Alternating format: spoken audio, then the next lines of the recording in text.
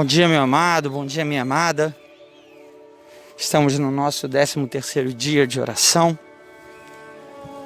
Eu sou o pastor Eduardo Faria, sou da Igreja Metodista Ortodoxa em Nova Friburgo. E nesse 13º dia, cabe-nos a responsabilidade de estar orando por planos de governo. Cabe-nos a responsabilidade de estar baseado em João capítulo 13, para que se estabeleça através do governo planos de retomada de economia, incentivos e tudo aquilo que a gente espera pelo qual um governo possa fazer. Nós temos a expectativa de passar por essa pandemia e o governo fazendo o seu papel em relação às vidas dos empresários, da economia e de todos aqueles que dependem desse tipo de incentivo.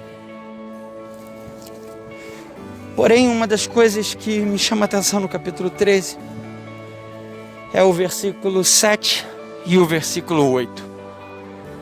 No versículo 7 e no versículo 8, Jesus deixa claramente, mas claramente, dito aos seus discípulos: o que eu faço agora, vocês não conseguem entender, vocês não conseguem compreender, mas à frente, num futuro perto, vocês entenderão. O que Jesus demonstra para nós é que nada foge ao seu controle, nem tampouco o seu entendimento.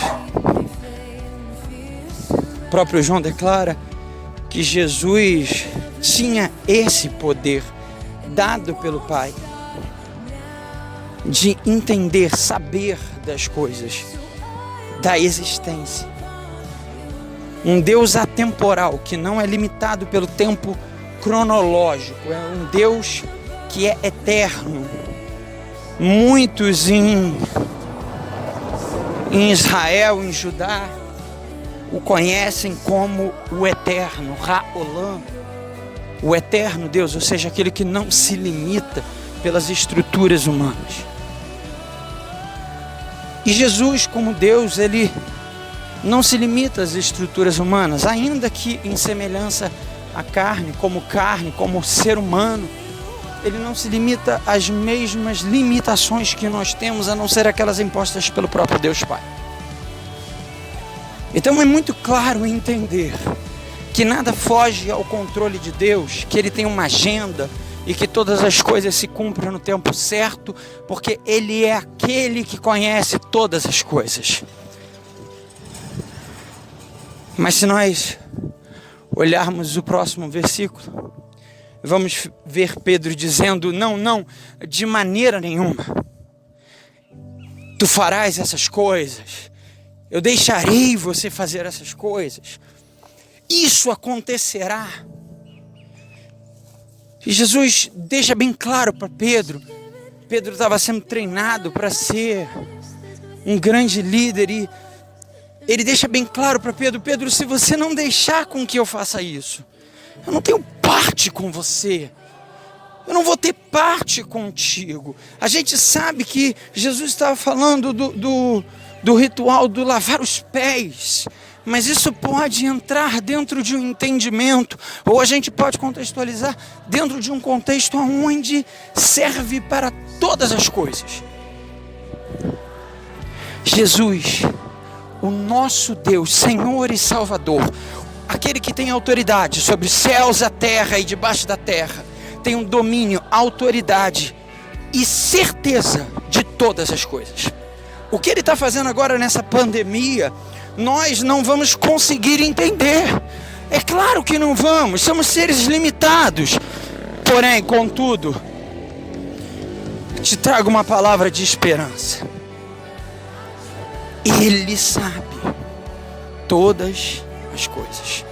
Nada fugiu ao seu controle. Então a nossa oração hoje é que o governo ele venha simplesmente a se submeter a essa vontade. Mas nós, que ainda estamos passando pelo treinamento de líderes, mesmo como pastores, mesmo como já com anos de experiência, venhamos a nos submeter à ideia real e verdadeira de que nós conhecemos aqueles que temos crido e prosseguimos em conhecer. Então a tua fala nessa manhã, no dia de hoje, não deve ser de maneira nenhuma: não, eu não aceito, não, eu não quero, mas que seja feita a tua vontade e não a minha. Eu não entendo, eu nem sequer concordo, mas Jesus, me submeto ao teu querer e à tua vontade, porque foi assim que eu decidi morrer para mim mesmo e viver para Cristo. Eu vi uma frase num tempo lá atrás que dizia: o deserto é o lugar do crescimento do cristão. Jesus foi ao deserto, Elias foi ao deserto, João Batista foi ao deserto. Quantos homens de Deus foram no deserto e lá cresceram?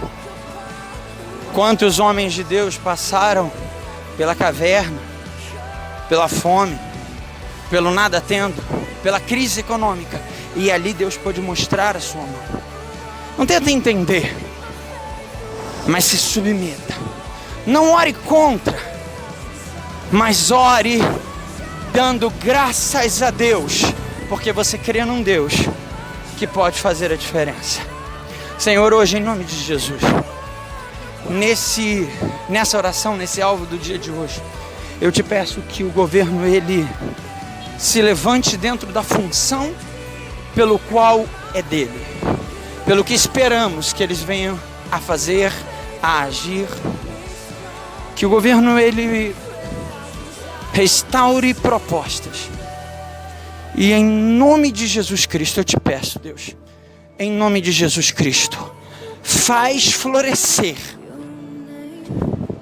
no meio do deserto flores frutíferas, árvores grandes, e ainda que do meio de uma rocha o Senhor tenha que vir fazer brotar águas doces, que nós venhamos a entender a sua voz e não descumprir os seus mandamentos.